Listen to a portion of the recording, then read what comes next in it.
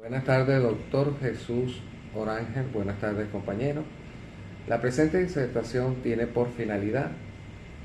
el ensayo titulado Epistemología de la Ley Orgánica de Extinción del Dominio desde la visión de la Constitución de la República Bolivariana de Venezuela, cuyos autores son Jairo José Gira Alfaro, Óscar Alexander García Sánchez y quien les habla su servidor Jesús Roberto Figueroa Salazar. Ahora bien, dicha ley ha sido materia de intensos debates desde su aprobación en este año y tiene como objetivo principal establecer mecanismos que permitan la identificación, localización y recuperación de los bienes relacionados o derivados de actividades ilícitas y la extinción de los derechos relativos al dominio de estos a favor de la República, sin contraprestación ni compensación alguna, para combatir la corrupción y el crimen organizado, permitiendo al Estado confiscar bienes y recursos que se presumen fueron obtenidos a través de actividades ilícitas sin necesidad de una condena penal previa. De las buenas intenciones del Poder Legislativo al promover esta ley, su aplicación ha generado preocupaciones en torno a la protección de los derechos humanos y a las garantías procesales. A través de este ensayo se pretende estudiar la citada ley desde una perspectiva crítica, analizando sus posibles impactos en la justicia y violaciones de los derechos humanos, planteándose preguntas sobre su efectividad, lo que a criterio de estos autores violenta derechos humanos y garantías individuales, toda vez que al hacer referencia a la retroactividad, la nueva ley es indispensable la revisión del artículo 24 contenido en la Constitución de la República Bolivariana de Venezuela y es ineludible la revisión del artículo 137 relacionado al principio de legalidad. Casándonos estos autores desde la perspectiva epistemológica del derecho constitucional venezolano con varios precursores filosóficos que han influido en la comprensión y aplicación de las leyes y regulación relacionados con la propiedad. Uno de ellos es el filósofo alemán Immanuel Kant, quien desarrolló una teoría ética basada en la razón y la libertad. En su obra Fundamentación de la Metafísica de las Costumbres, Kant establece que las acciones humanas deben ser juzgadas por su intención y no por su consecuencia. Otro precursor y pensador fue el francés Foucault, quien desarrolló una teoría crítica del poder y la disciplina. En su obra Vigilar y Castigar, Foucault analizó cómo el poder se ejerce a través de instituciones como la cárcel y la escuela, siendo aplicada esta idea en el derecho constitucional venezolano para proteger los derechos de las personas frente a posibles abusos de poder por parte del Estado o de otros actores. Igualmente encontramos al filósofo italiano Giorgio Agamben, otro precursor importante en la perspectiva epistemológica del derecho constitucional venezolano, quien desarrolla como obra el estado de excepción y analiza cómo el Estado puede suspender los derechos civiles y políticos de las personas en situaciones de emergencia. Esta idea ha sido utilizada en Venezuela para proteger los derechos de las personas frente a posibles violaciones por parte del Estado en situaciones de crisis o conflicto. De manera que cuando queda plasmado en la norma que el Estado otorgará a quien denuncie un porcentaje, prolifera en consecuencia la figura del patriota cooperante, terminología usada por los órganos policiales encargados de la seguridad de los ciudadanos y sus bienes. Desde esta perspectiva, tres aspectos de la indubio pro reo en el orden constitucional penal venezolano, que a criterio del profesor Ángel Serpa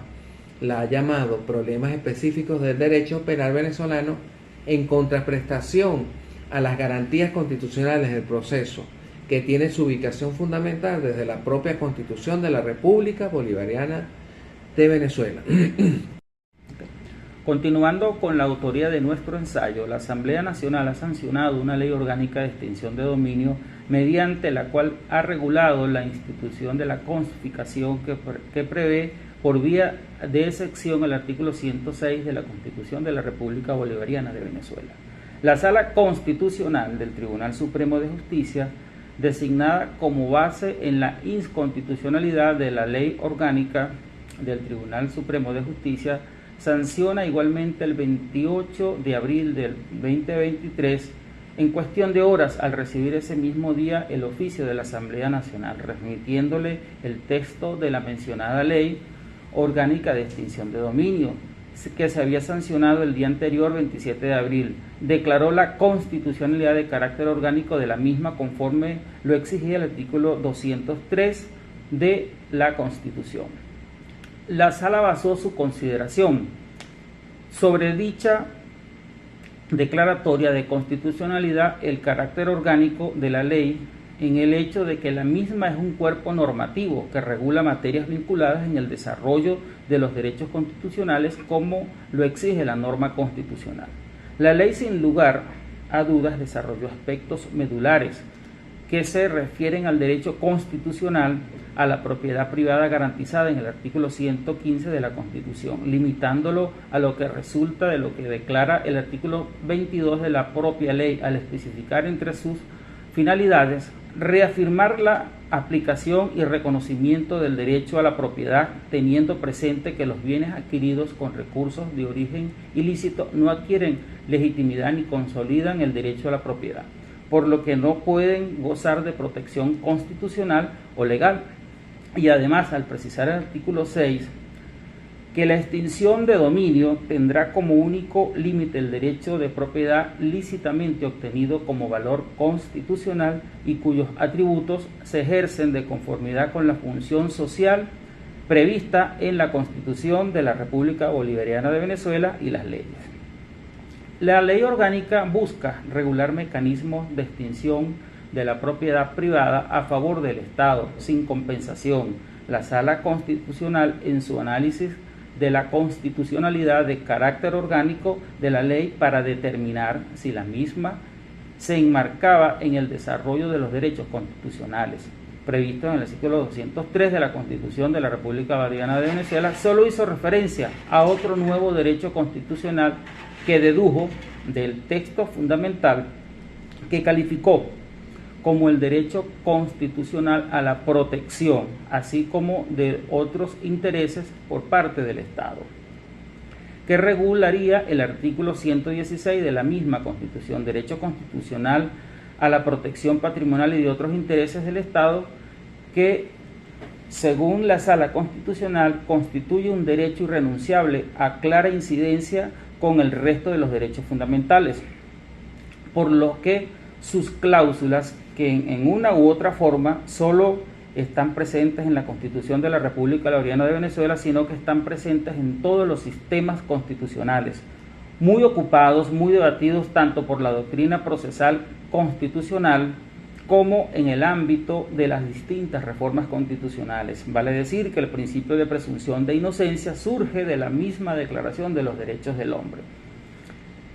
La existencia de debilidades jurídicas sin quien lo hace culpable es más bien el respeto a la sociedad y asumiendo una conducta antijurídica que es típica, es culpable y que es valioso con respecto a la ley, y que es en la explicación sugeriría que una vez que él realiza el ilícito surge la posibilidad institucional, es decir, el poder público asume todo el andamiaje institucional, con lo cual cuentan fiscales, jueces, policías, peritos para ejercer nada más que el poder punitivo, por lo que digamos que es simultáneo al llamado indubio pro reo, por no hablarse de una historia o social que sería a lo largo de los siglos, a lo que muchos milenios que personas han sido sancionadas sin evidencia, sin una racionalidad, cuantos actos procesales sin verificar que se hicieron sin respeto al principio de legalidad. En cuanto a este tema, ha sido tratado por muchos autores el concepto de revisión del debido proceso, ya que la duda razonable y presunción de inocencia dan fuerza a tres variables constitucionales del proceso, obviamente que asume la norma constitucional que establece lo que muchos autores llamarían la irretroactividad de la ley.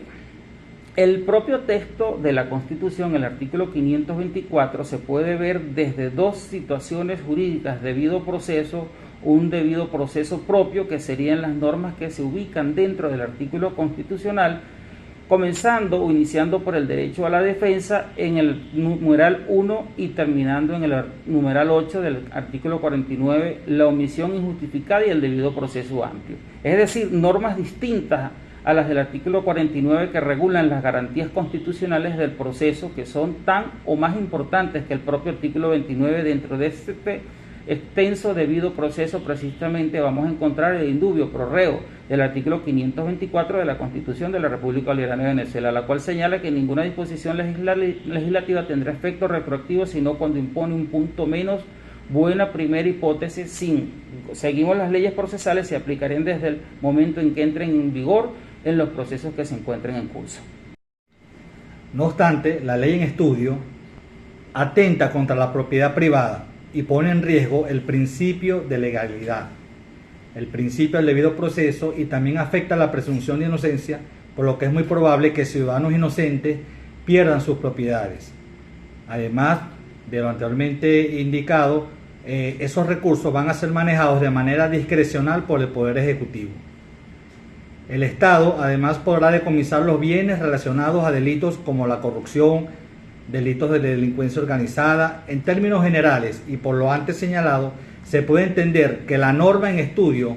viola los derechos humanos y garantías individuales, ya que además existe la posibilidad de que el Estado no lleve a cabo la reparación del daño causado a las personas que le hayan quitado sus bienes y aún no se determine o acredite que existe un delito alguno.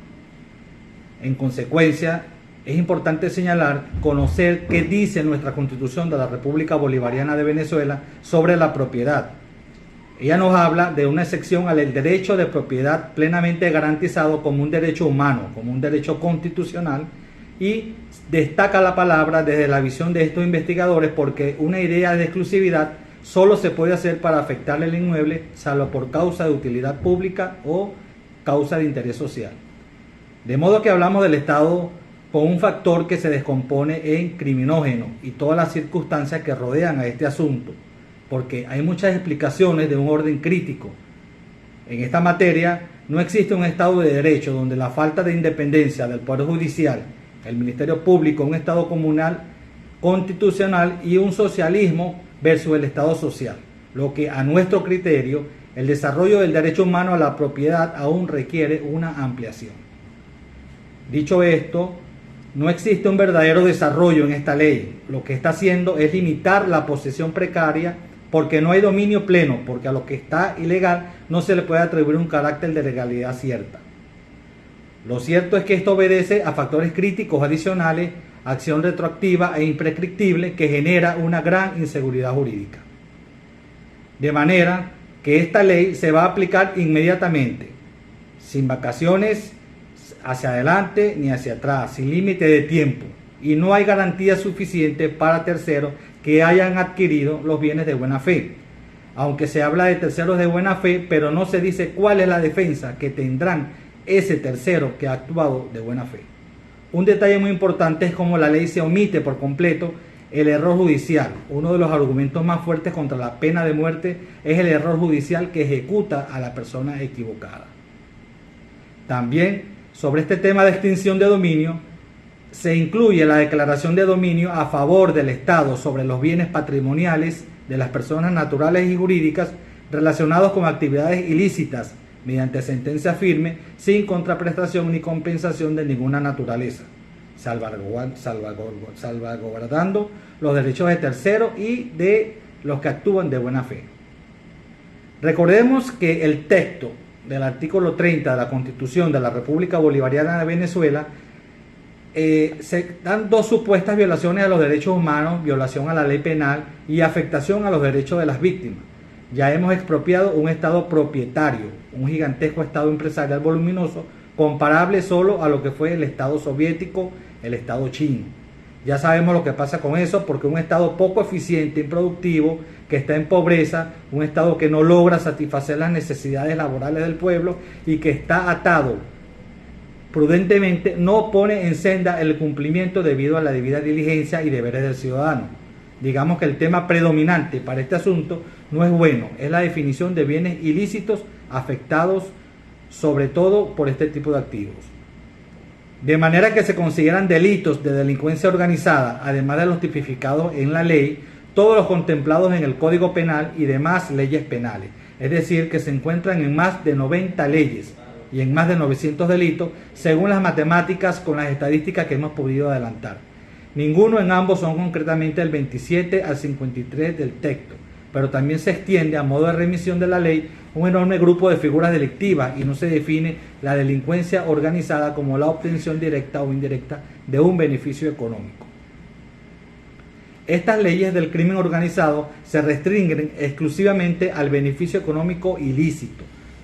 No es a cualquier tipo, porque si no hay clave para el desfalco espiritual o enriquecimiento espiritual, está bien y es peligrosa esa interpretación, porque darle una oportunidad a una norma en blanco y aplicar esta norma por analogía a cualquier situación humana de relación social, no necesariamente económico. Siguiendo con la autoría de nuestro ensayo, para finalizar, consideramos que existen muchas implicaciones no solo de carácter procesal, sino también de carácter normativo en el proceso penal venezolano. Revisando la ley que hoy nos ocupa desde nuestra perspectiva investigativa, señalamos las siguientes sugerencias generales de una ley orgánica de extinción de dominio desde una perspectiva de la Constitución de la República Bolivariana de Venezuela, a través de consultar fuentes legales actualizadas, referenciales, útiles como